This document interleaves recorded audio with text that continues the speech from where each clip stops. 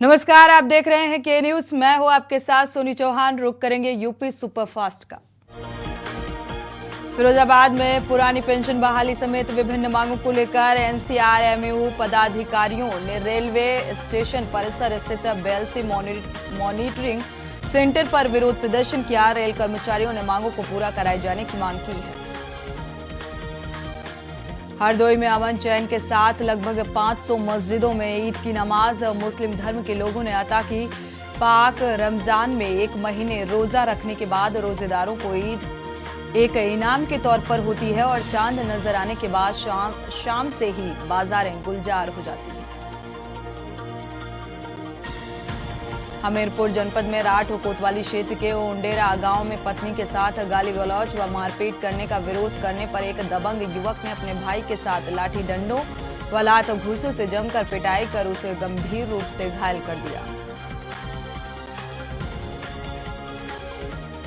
देवबंद में ऐतिहासिक ईदगाह मैदान पर शनिवार को ईद उल फितर के मौके पर मजहबी अकीदत के साथ ईद की नमाज मुफ्ती अफान मंसूरपुरी द्वारा अता की गई और ईद की नमाज में बहुत बड़ी तादाद में मुस्लिम समाज के लोग भी शामिल हुए। नमाज के बाद देश में खुशहाली, अमन, शांति व भाईचारे की दुआएं मांगी गई। लखनऊ में ईद पर सपा सुप्रीमो अखिलेश यादव और डिप्टी सीएम ब्रजेश पाठक एक मंच पर नजर आए। दोनों नेता ऐशबाग ईदगाह मैदान में ईद की मुबारकबाद देने के लिए पहुंचे हुए थे। गाजीपुर के सेवराई में अज्ञात वाहन ने पिकअप में टक्कर मार दी। टक्कर लगने से खुद को बचाने के लिए युवक पिकअप से कूदकर इतने में पीछे से आ रही अज्ञात वाहन ने उसे रौंद दिया। हादसे में युवक की मौके पर ही मौत हो गई। मऊ में गंदगी के कारण फैलने वाले संचारी रोगों को खत्म करने के लिए 17 अप्रैल से घर घर दस्तक अभियान की शुरुआत की गई। अभियान के तहत आशा कार्यकर्ता और स्वास्थ्य विभाग की टीम जनपद के गांव-गांव में जाकर बुखार, खांसी आदि लक्षणों वाले मरीजों को चिन्हित कर रही है। वाराणसी में गंगा पुष्कर कुंभ महोत्सव शुरू हो गया, जिसमें दक्षिण भारत से श्रद्धालु गंगा में स्नान और पूजन आदि के लिए भारी संख्या में आ रहे हैं, जिनकी सुरक्षा में एनडीआरएफ वाराणसी की टीम गंगा घाटों पर तैनात की गई। उत्तर प्रदेश के मैनपुरी की कोतवाली क्षेत्र के गांव में पति पत्नी और वो का मामला निकलकर सामने आ गया। एक पत्नी और अवैध संबंधों के चलते अपने प्रेमी के साथ मिलकर पति को जहरीला पदार्थ खिलाकर उसको मारने का आरोप लगा है। एटा जनपद में एटा नगर पालिका परिषद के अध्यक्ष पद के चुनाव में लगातार 2 बार 2012 और 2017 में सभी राजनीतिक दलों को मात देकर निर्दलीय प्रत्याशी के रूप में जीत दर्ज करने वाले राकेश गांधी का दावा किया है कि इस बार निर्दलीय प्रत्याशी के रूप में जीत की हैट्रिक बनाएंगे। बुलंदशहर के अनूप शहर में हर वर्ष की भांति इस वर्ष भी भगवान परशुराम जन्मोत्सव समारोह परंपरागत रूप से धूमधाम के साथ मनाया जा रहा है।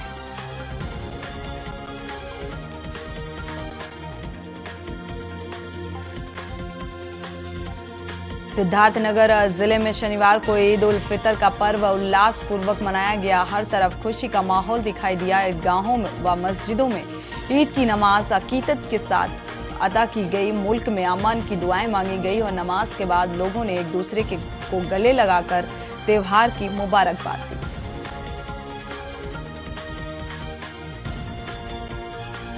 बुलंदशहर में अक्षय तृतीया के पावन पर्व पर जिले भर में भगवान परशुराम का जन्मोत्सव भी बड़े धूमधाम से मनाया गया। जिले के जहांगीराबाद में श्री भगवान परशुराम सेवा समिति ने पंडित लाल जी मंदिर पर भगवान परशुराम जन्मोत्सव मनाया।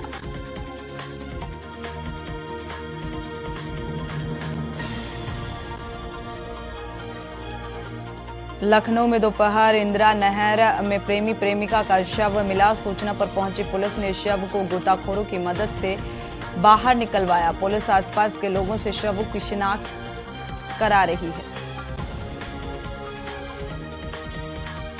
रायबरेली के बछरावा कोतवाली क्षेत्र में कुछ दिन पहले सड़क के किनारे मृत अवस्था में शव पड़ा मिला। मौके पर पहुंची पुलिस ने शव को कब्जे में लेकर पीएम पोस्टमार्टम के लिए भेज दिया है। तहकीकात शुरू कर दी गई है।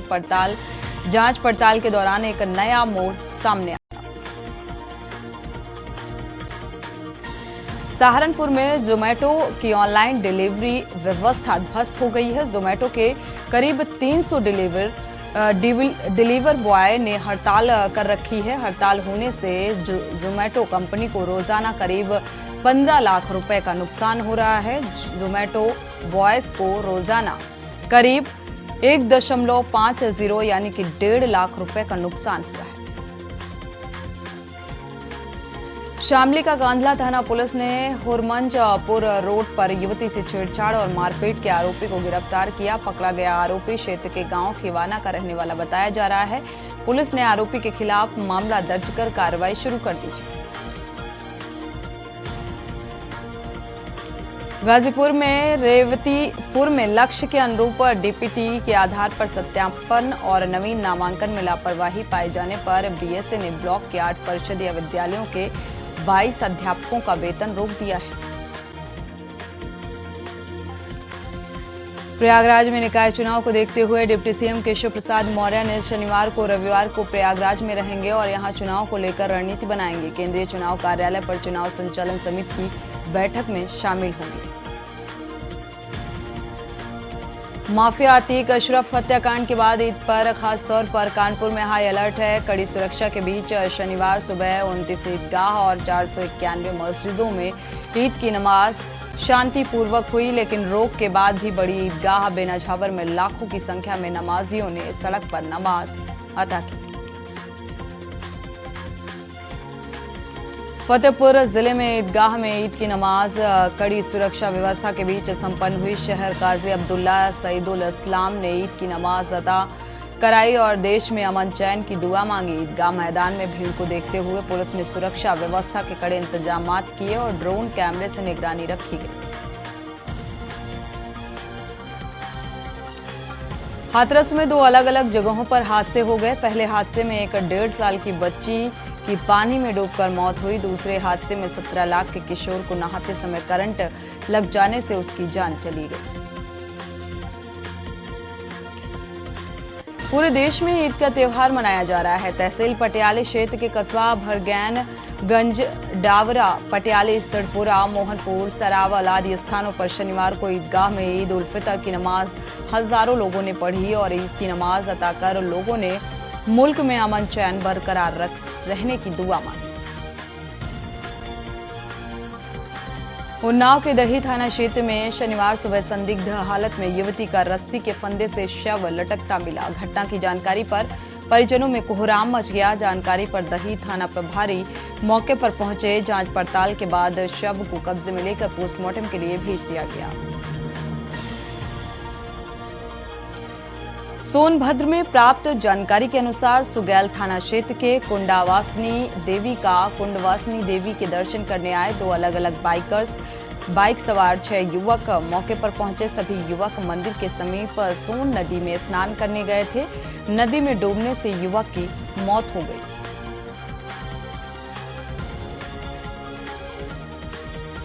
कन्नौज पुलिस ने एक और शस्त्र फैक्ट्री का भंडाफोड़ किया है। अंतर्राज्यीय शातिर असलहा कारीगर फैक्ट्री में असलहे निर्माण का काम कर रहा था और पकड़े गए शातिर के पास से बुनियाद बने 27 असलहे बरामद किए गए। आपको बता दें कि एक बंदूक और अधिया सहित तमंचे, कारतूस बरामद किए गए। अमरोहा में हादसे के बाद बाइक में भीषण आग लग गई। बाइक में आग लगने से लोगों में अफरा तफरी का माहौल बन गया। तेज रफ्तार कार ने बाइक को टक्कर मारी। आपको बता दें कि बाइक सवारों ने कूदकर किसी तरह अपनी जान बचाई। हसनपुर संभल अड्डे के निकट का यह हादसा बताया जा रहा है।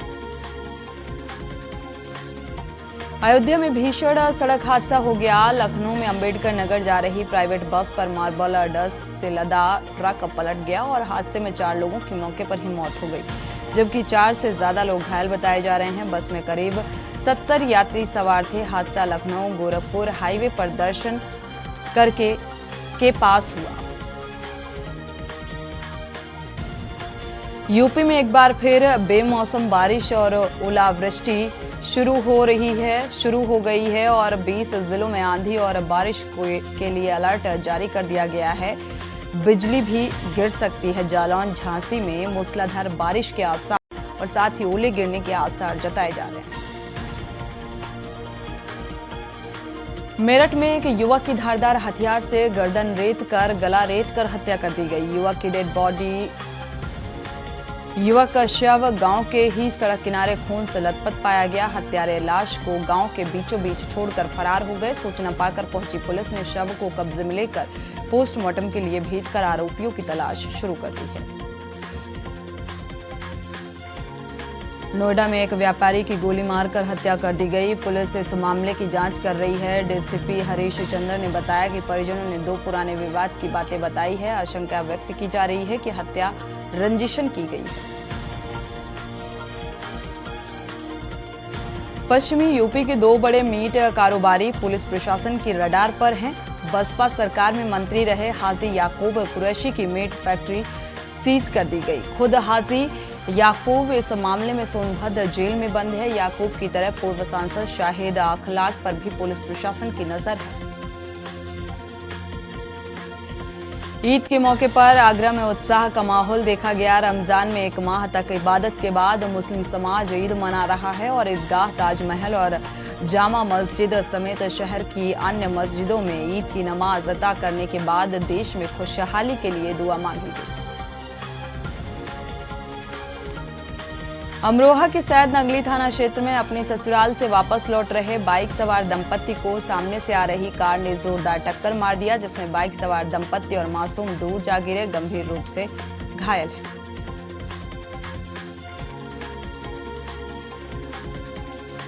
रायबरेली जिले में ईद को लेकर प्रशासन पूरी तरह से अलर्ट हो गया है। ईद का त्यौहार बड़े ही धूमधाम के साथ मनाया जा रहा है। इसको लेकर पुलिस प्रशासन की तरफ से रात में पैदल मार्च भी किया गया।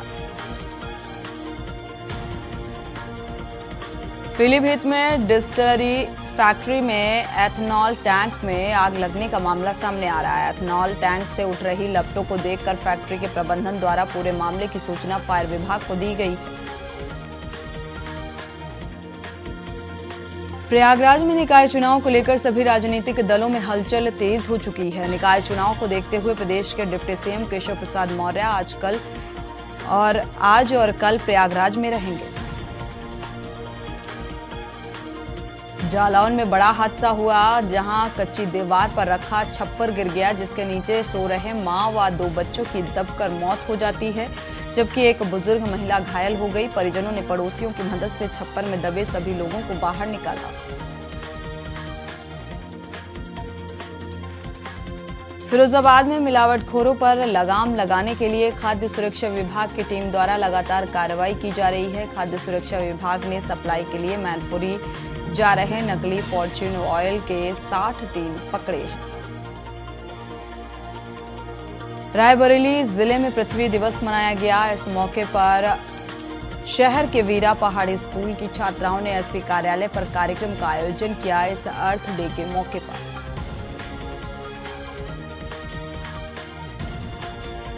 आगरा में भगवान परशुराम की जयंती मनाई गई। शास्त्रों के अनुसार कहा जाता है कि भगवान विष्णु के 6ठे अवतार परशुराम का जन्म हुआ था। आगरा शहर से 16 किलोमीटर दूर रुनकता क्षेत्र में एक ऐसा मंदिर मौजूद है।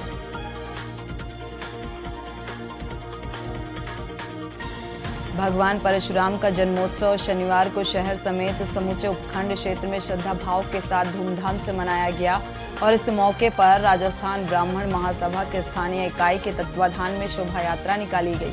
शोभा यात्रा सवेरे डाक बंगले से आरंभ होकर विभिन्न मार्गों से गुजरती हुई खांडल विप्र छात्रावास तक पहुंची।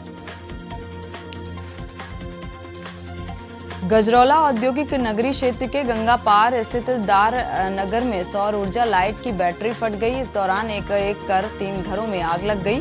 आग की चपेट में आकर नकदी और आभूषण जलकर नष्ट हो गए। ग्रामीणों ने काफी देर कोशिश करने के बाद आग पर काबू पाने का प्रयास किया, लेकिन आग बुझने का नाम नहीं ले रही।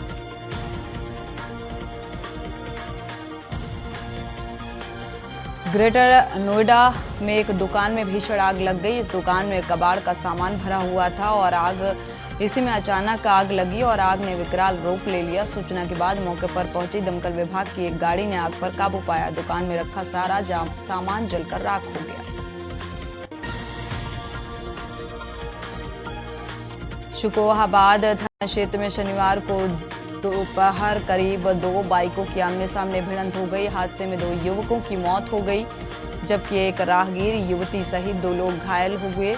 घटना के बाद मौके पर स्थानीय लोगों की भीड़ लग गई। मौके पर पहुंचे 108 एम्बुलेंस चालक और ईएमटी ने घायलों को जिला संयुक्त अस्पताल में भर्ती कराया।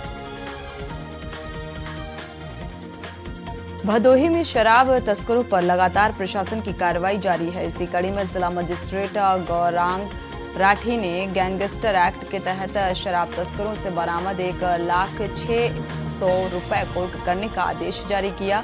मई महीने में पुलिस ने शराब तस्करों की गिरफ्तारी की थी, जिनके पास से करीब 1 लाख से भी ज्यादा रुपए बरामद किए गए। चंदौली में कबाड़ के गोदाम में लगी अज्ञात कारणों से आग, जहां पर आधा घंटे देरी से मौके पर फायर ब्रिगेड पहुंचा। फायर ब्रिगेड की 2 गाड़ियों के सहारे आग पर बुझाने का प्रयास किया गया। अन्य अग्निशमन वाहनों को मौके पर बुलाया गया। बहराइच में बीजेपी अल्पसंख्यक मोर्चा के अवध क्षेत्र के क्षेत्रीय उपाध्यक्ष के बहन की ससुराल में संदिग्ध परिस्थिति में मौत हो गई। भाई ने पीटकर हत्या किए जाने का आरोप लगाया है। पुलिस ने शव पोस्टमार्टम के लिए भेज दिया। पुलिस पीएम पोस्टमार्टम रिपोर्ट के बाद मुकदमा दर्ज करने की बात कर रही है। ग्रेटर नोएडा वेस्ट में एक नाबालिग की स्विमिंग पूल में डूबने से मौत हो गई। नाबालिग अपने एक दोस्त के साथ स्विमिंग पूल में नहाने के लिए गई थी और इसी दौरान वो डूब गई। किशोर को आनन फानन में अस्पताल ले जाया गया, जहां उसे मृत घोषित कर दिया गया। पुलिस ने शव को पोस्टमार्टम के लिए भेज दिया है। सपा सरकार में कैबिनेट मंत्री रहे आजम खान का दिल्ली के सर गंगाराम अस्पताल में ऑपरेशन किया गया। आजम खान का हार्निया का ऑपरेशन किया गया और उन्हें अस्पताल से ऑपरेशन के बाद डिस्चार्ज कर दिया गया। ऑपरेशन के बाद आजम खान रामपुर पहुंचे।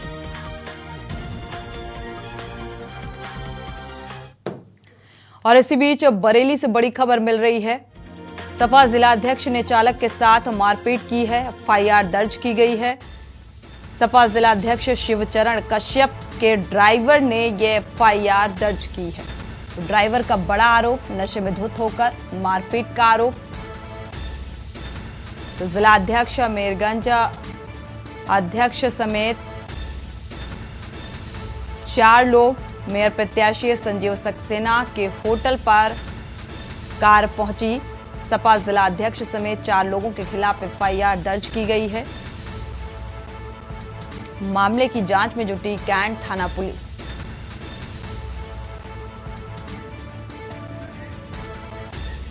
दीपक चतुर्वेदी जोनल हेड इसी खबर पर जुड़े हुए हैं। दीपक, क्या जानकारी है इस संबंध में, क्या अपडेट है? बिल्कुल आपको बताना चाहूंगा कि दिनेश नाम का एक ड्राइवर जो कि समाजवादी पार्टी के जिला अध्यक्ष शिवचरण कश्यप के यहाँ पिछले 6 माह से काम करता था।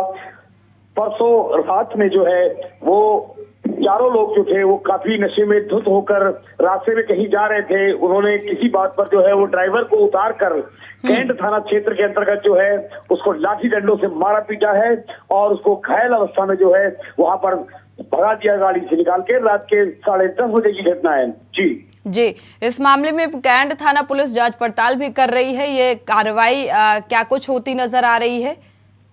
जी बिल्कुल, कैंट थाना जो है वहां पर जो है उनके खिलाफ कार्रवाई शुरू हो गई है और इसमें जो है नंबर 1 शिवचरण कश्यप, उनके साथ में सुरेश गंगवार वीरगंज विधानसभा अध्यक्ष, इसके बाद सुरेश गंगवार का बेटा और इनके पिता का नाम जो है वो मालूम नहीं है। इनको मिलाकर कई 4 लोगों के खिलाफ जो है ये एफआईआर दर्ज की गई है। उसके बाद ये कार्रवाई जो है आगे वैधानिक कार्रवाई की जा रही है। जी, साथ ही अगर देखा जाए, क्योंकि इस पूरे मामले में जो सपा के जिलाध्यक्ष बताए जा रहे हैं, मेयर प्रत्याशी भी हैं संजीव सक्सेना, के होटल पर ये कार से जाते हैं और नशे में धुत होकर इस तरीके से ड्राइवर के साथ मारपीट करते हैं। तो इस पूरे मामले को देखते हुए प्रशासनिक कार्रवाई कितनी गंभीर नजर आ रही है? दीपक जी बिल्कुल, बरेली एसएसपी का कहना है कि इस पे तुरंत कार्रवाई की गई है, एफआईआर दर्ज की गई है और उसके बाद जांच जारी है कि ड्राइवर के जो आरोप हैं क्या वो किसी हद तक सही है या नहीं है, या किसी विपक्षी पार्टी का जो है ये आरोप है उनके ऊपर। शुक्रिया दीपक इस तमाम जानकारी को साझा करने के लिए। हालांकि पुलिस इस पूरे मामले की जांच पड़ताल में जुटी हुई है। और इसी बीच बड़ी खबर आपको प्रयागराज से बता दें, मेजा कोहरार मार्ग में पीडब्ल्यूडी की लापरवाही देखने को मिली है। एम्बुलेंस पेशेंट को लेकर फंसी रही रोड पर। नाली का पानी रोड पर बहने से आवागमन पूरी तरीके से बाधित। 3 महीने से जर्जर पड़ी है ये नाली। इसके चलते एक मरीज जिंदगी और मौत से जूझता नजर आया। एम्बुलेंस घंटों यहां पर फंसी रही। प्रयागराज से बड़ी खबर। तो पीडब्ल्यूडी विभाग की एक बड़ी लापरवाही। पेशेंट को लेकर एक एम्बुलेंस बीच रास्ते में फंसी रही और घंटों खड़ी रही।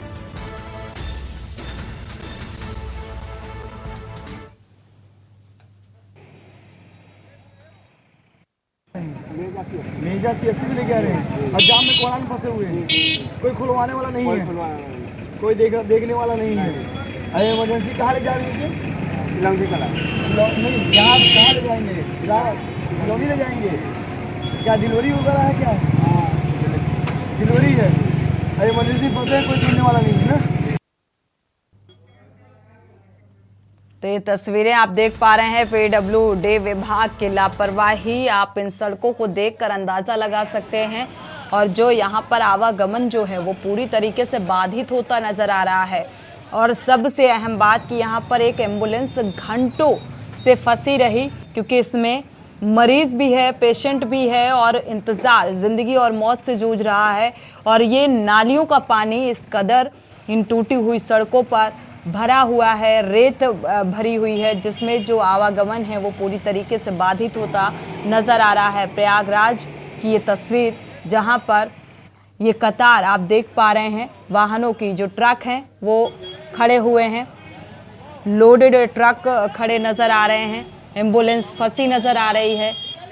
राहुल मिश्रा संवाददाता इसी खबर पर जुड़े हुए हैं। राहुल, पीडब्ल्यूडी विभाग की एक बड़ी लापरवाही नजर आ रही है। घंटों तक एक एम्बुलेंस यहां पर फंसी रही। क्या जानकारी है, क्या अपडेट है? जी बता दें कि प्रयागराज के मेजा कोहरार खास मार्ग का ये मामला है, जहां पर आपसे बता दें कि पीडब्ल्यूडी की लापरवाही 3 महीने से नाली बनाने के नाम पर रोक रखे हैं, जो कि पानी जो है सड़क पे आता है और आने जाने वाले को, राहगीरों को भी दिक्कत होती है। और आज हमने टीवी स्क्रीन पे दिखाया दर्शकों को कि किस तरह से एम्बुलेंस एक प्रसव के दौरान लेके जा रही थी और वहां पे फंसी हुई थी। पर लेकिन वहां पे न कोई जेई, आपसे बता दें, न कोई जेई, न्यायालय अधिकारी, कोई सुनने वाला नहीं है। और उसके बाद अगर हम उनसे किसी से संपर्क करना चाहते हैं तो वो ये कहते हैं कि ठीक है हम दिखवा देते हैं। दिखवाने के बहाने वो सिर्फ यही चाल देते हैं, लेकिन कोई कार्रवाई नहीं होती। अब ऐसी घटना ये पहली घटना नहीं है। ये इससे पहले ये बता दें कि सरकार की जो मंशा है, जो सरकार चाहती है, वो सरकार तो पैसा देती है, पैसा में पहुंचता है, लेकिन जो यहाँ के ठेकेदार हैं और जेई कहें और बिल्कुल राहुल, यहाँ पर ठेकेदारों की लापरवाही साफ तौर पर देखने को मिल रही है। एक पीडब्ल्यूडी विभाग की एक बड़ी लापरवाही नजर आ रही है। शुक्रिया इस तमाम जानकारी को साझा करने के लिए।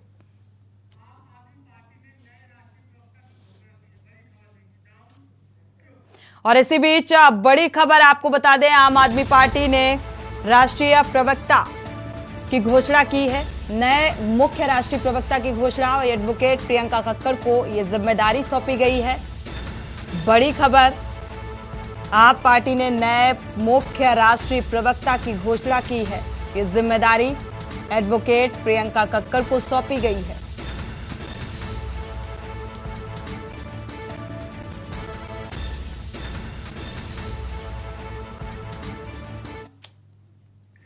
इसी के साथ बुलेटिन में फिलहाल बस इतना ही। आगे खबरों के लिए आप देखते रहिए के न्यूज़ इंडिया।